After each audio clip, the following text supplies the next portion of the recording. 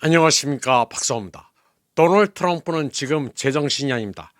관세로 갈취하는 데는 적국이고 우방이고 없습니다.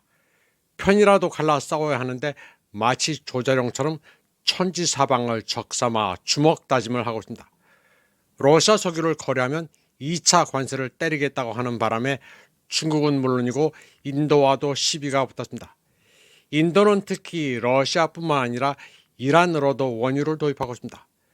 때문에 이란이 인도를 대신해 미국을 맹비난하고 있습니다. 인도 역시 미국에 분노하고 있습니다. 트럼프의 심사는 국가 부채가 너무 많으니 관세라도 때려서 벌충하자는 것입니다. 세금을 걷자니 미국민들에게 직접 받는 거라 반발이 심할 테니 관세로 돈을 벌자는 것입니다. 수입품에 관세를 올리면 물가가 올라가는데도 눈 가리고 아웅하는 것입니다. 세금 대신 관세라도 걷어서 부채 이자라도 갚으려 하는데 그게 제대로 될 리 없습니다. 세금 더 내라고 하면 욕들을 할 테니 관세를 더 걷는 것이라고 미국민들에게는 뻥을 치는 것입니다. 관세를 때리면 맞는 쪽이 미국에 직접 투자를 하겠다면서 공장을 지어줄지도 모르니 좋은 일 아니냐는 단순한 생각도 하고 있습니다. 그런데 미국은 근본적으로 제조업이 망했습니다. 비근한 예로 조선업이 그렇습니다. 미국이 기술이 없어 조선업이 망한 게 아닙니다. 인건비 따먹는 업종이라 미국에서 가격을 못 맞춰서 망하는 것입니다. 미국의 조선업은 이미 그 근간이 무너진 지 오래입니다. 미국 내에서 안 되는데 한국 조선업을 미국으로 이전한다고 조선업이 살아나는 게 아닙니다. 미국은 지금 까딱하면 망하기 직전입니다. 그러니 당연히 눈에 보이는 게 없습니다. 트럼프가 그렇다고 정말 미친 것은 아닙니다. 그도 미국을 망하게 한 마지막 대통령이란 소리를 듣기 싫어 이짓저짓 가리지 않고 마구 지르는 중입니다. 그러나 전 세계에서 미국은 되는 게 없습니다. 우선 트럼프는 인도를 중국을 견제하는 맹으로 포섭하려 했지만 똥볼을 쳤습니다. 인도에 대해 25%의 중과세를 부과한다고 하자 뉴델리는 분노했습니다. 인도가 미국으로부터 거둬들이는 무역 수지가 흑자라는 점, 그리고 러시아로부터 군사 장비를 대규모로 산다고 벌금을 부과한다는 것입니다. 미국 무기도 사주는데 저러는 것입니다. 트럼프는 자기 발등을 호되게 찍고 있습니다. 아이폰의 44%는 인도에서 만들어집니다. 아이폰 생산국은 인도 다음이 베트남으로 30%, 중국은 25%에 불과합니다. 2025년 2분기에 인도제 아이폰은 2,710만 대가 미국으로 수출됐습니다. 인도에 대해 25%의 관세를 부과할 경우 그게 다 미국 소비자의 부담이 됩니다. 인도의 모디는 입장이 모호해졌습니다. 러시아, 미국에 한 다리씩 걸치며 중국을 견제하는 스탠스가 꼬이게 됐습니다. 트럼프는 중국을 봉쇄하려는 것 같지만 경제적 이익만 취하면 그만입니다. 반중은 절반 이상이 쇼입니다. 트럼프는 브릭스 국가들이 반미라고 길길이 날뛰고 있습니다. 그는 브릭스가 달러를 약화시키고 기축통화 역할을 빼앗으려 한다고 말했습니다. 트럼프는 브릭스가 미국에 반대하는 국가들의 모임인데 여기에 놀랍게도 인도도 있다고 말했습니다.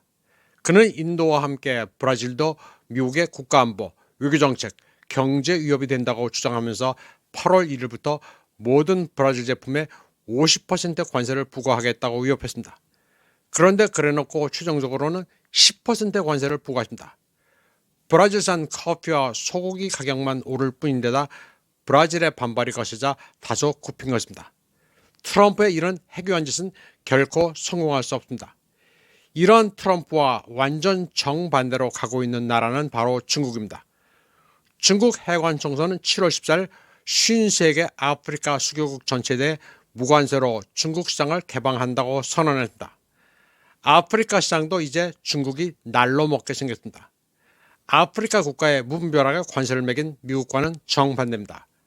한국인들은 아프리카 하면 무시하기 일쑤인데 자원과 인구가 많은 아프리카는 앞으로 유럽보다 잘 살만한 나라들이 여러 대입니다.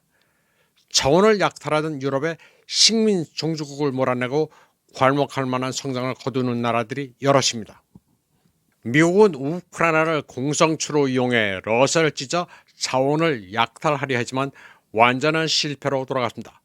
러시아군은 맹공을 계속하면서 차섭 야르를 점령했습니다. 이제 포크롭스크도 함락이 목전입니다.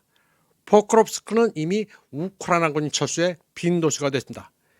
미국이 러우전에서 하나 얻은 게 있다면 하위 동맹이긴 하지만 잠재적 경쟁자일 수도 있는 유럽을 망하게 산업을 미국으로 이전하게 한 점입니다. 미국은 물귀신입니다. 혼자 못 망하겠으니 동맹국도 같이 망하자고 합니다. 미국은 러시아에 이어 중동에서도 철저히 실패했습니다. 이스라엘을 조종해 이란을 붕괴시키려 했지만 그것도 완패했습니다. 이라크, 리비아, 시리아처럼 이란도 박살내려 했지만 테헤란은 너무 강했습니다. 오히려 미국이 지원하던 이스라엘이 망하게 생겼습니다. 팔레스타인 문제로 집단 서방 내 결속도 무너지고 있습니다. 영국, 프랑스, 캐나다도 팔레스타인을 인정해야 한다고 말하고 있습니다. G7 국가의 절반에다 중국, 러시아를 위시한 글로벌 사우스까지 나서서 거의 한 목소리로 이스라엘의 만행을 규탄하고 있습니다. 이스라엘의 숙주 노릇을 하고 있는 미국과는 달리 전 세계는 다른 방향으로 가고 있습니다. 팔레스타인 해방을 지지하는 예멘은 이스라엘 벤구리온 공항에 팔레스타인2 미사일로 공습을 가했습니다. 이스라엘이 두들겨 맞고 있지만 미국도 예멘 후티를 저지하지 못합니다. 미국은 군사력에서도 아주 허약한 것으로 드러나면서 예멘의 후티군에게도 망신을 당했습니다. 미국이 항공모함을 동원해 압박해봐야 예멘의 슬리퍼 군단은 끄떡없이 버티면서 미국을 조롱하고 있습니다. 예멘은 미국과 이스라엘의 진을 빼고 있습니다. 특히 이란에 대해서는 중국과 러시아가 군사 지원까지 해주면서 미국이 쉽게 움직이지 못하도록 하고 있습니다. 이란 미사일의 이스라엘 침투율은 이미 40%를 넘어섰습니다. 이스라엘이 최선을 다해봐야 60%만 요격이 가능합니다. 이란은 이미 중국의 도움을 받아 젠10 전투기 40대를 인도받아 전무했던 것이나 다름없던 공군력을 재건하기 시작했습니다. 또 홍치9 미사일로 방공망도 확충했습니다. 미국은 이미 중동전에서 12일 동안 150발의 사드를 소모했습니다. 19억 달러가 넘는 규모로 비축량의 4분의 1을 날려먹었습니다. 사드는 미국도 단가가 너무 비싸 1년에 11기, 12기 정도밖에 주문을 못합니다. 미국은 지금 미치고 환장하고 있습니다. 네타냐후가 계속 전쟁을 하자고 하는데 다시 이란과 붙을 경우 이스라엘은 망합니다. 미국도 지원할 여유가 없습니다. 우크라이나 정세와 관련해서는 이제 한국인들도 서서히 깨어나고 있지만 아직도 국제정세 전반에 있어서는 가짜뉴스에 현혹돼 거꾸로 알고 있습니다. 미국이 이란의 핵시설을 벙커버스터로 파괴해 중국과 북한에 큰 경고를 줬다는 식의 엉터리 정보를 믿는 사람들이 많습니다. 한국은 정말로 상황 파악을 못하는 사람들이 많습니다. 그리고 다는 아니지만 교수, 박사라는 사람들이 우민화를 주도합니다. 미국은 군사력도 더 이상 최강이 아닙니다. 아시아 태평양에서 미국의 군사 우위는 무너진 지 오래입니다. 7월 27일 중국군의 젠20편대가 쓰시마 해협을 소리 없이 관통해 미국, 일본, 한국을 놀라게 했습니다. 미1한 3국의 레이더가 전혀 감지하지 못했습니다. 중국의 젠20 보유대수는 이미 300대를 넘어 연말까지 400대를 갖출 예정입니다. 중국의 젠20 양산량은 연간 120대 정도입니다. 이에 반해 미국은 히토류 제한과 예산, 기술 문제로 40에서 48대만 생산이 가능합니다. 성능 면에서도 젠20이 우월합니다. 항속거리도 2000km로 F-35의 1230km보다 우세이고 레이더파 흡수율도 90.6%로 70에서 80%인 F-35보다 우월합니다. 젠20 편대는 바스 해협에서 북상해 쓰시마 해협을 여유있게 관통했지만 한미일의 레이더는 이를 감지하지도 못했습니다. 일본 자위대 막료 본부는 잠잠했습니다. 예전 같으면 중국군의 전투기가 출몰해 언제 어느 기지에서 전투기를 스크램블 했다고 발표했을 텐데 이번에는 꿀먹은 벙어리였습니다. 일본 자위대와 미군의 스크램블이 없었습니다. 이는 한국 공군도 마찬가지였습니다. 중국 관영 CCTV가 이런 사실을 과시했을 때 비로소 알게 됐습니다. 해면과 저고도, 고고도를 감시하는 스시마의 레이더 기지 3개, 해안보안청의 레이더, 일본 남부 이끼섬과 큐슈의 레이더, 한국의 부산, 김해, 제주도의 레이더, 북한군의 비행 동향을 감시한다는 일본 본토의 미군의 엑스파 레이더도 모두 잠자고 있었습니다. 또 레이더뿐 아니라 전자신호, 정찰 장비도 무용지물이었습니다. 젠20의 출몰이 실전 상황이었으면 한미일 3국의 공군은 괴멸됐을 수 있습니다. 그러면 한미 관세 협상 얘기를 해보겠습니다.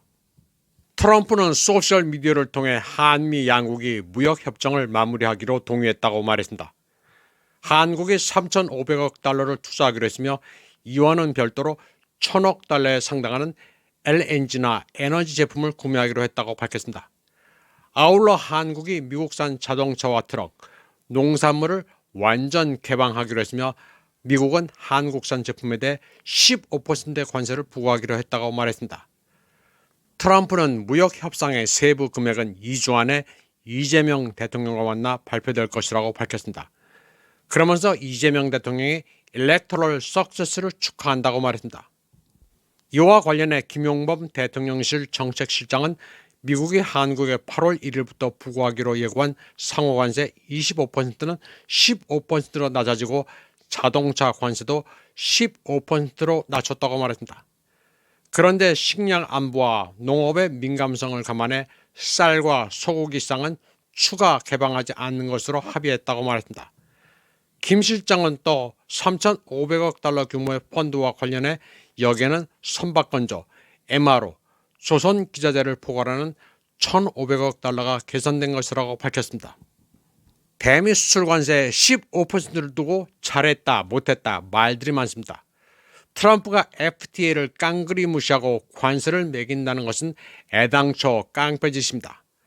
자유무역의 수호자였던 미국이 지금은 거꾸로 가고 있으며 전 세계 거의 모든 나라에 피해를 끼치고 있습니다. 트럼프는 바가지 가격을 부른 뒤 나중에 깎아주는 척 하는데 선수입니다. 미국은 25%의 관세를 15%로 낮춰줬다는 입장이지만 트럼프로서는 25%의 관세를 매기는 것도 부담입니다. 미국 내 소비자 가격이 높아지기 때문입니다. 트럼프가 협상 과정에서 워낙 야바위에 능란해 한미 협상도 일단은 시간을 두고 지켜보는 수밖에 없습니다. 그러나 전 세계를 대상으로 하고 있는 관세 횡포가 길게 갈 수는 없습니다. 저러다 제풀에 쓰러집니다. 무역 협상은 객관적으로 볼 때 한국의 일방적인 굴복인 것은 사실입니다. 그러나 한미 관계의 현실적인 한계도 있습니다. 한국은 미국에 비해서는 아직 약소국입니다. 그러나 보수 참칭 세력의 음모론만큼은 이제는 종식돼야 하겠습니다. 한미 정상회담 일정이 잡히지 않을 때는 트럼프가 이재명을 패싱했다고 비난하다가 이제 와서 트럼프가 한미 정상회담을 갖겠다고 하자 책봉을 받는 거냐고 떠드는 행태는 부끄러워해야 합니다. 또 모스탄이 트럼프를 움직여 윤석열을 구해줄 것이라는 망상도 멈춰야 합니다. 별의별 해괴한 현상이 벌어지고 있지만 아직도 정신을 못 차리는 사람들이 많습니다. 이번 방송은 여기까지 하겠습니다. 시청해주신 여러분 감사합니다.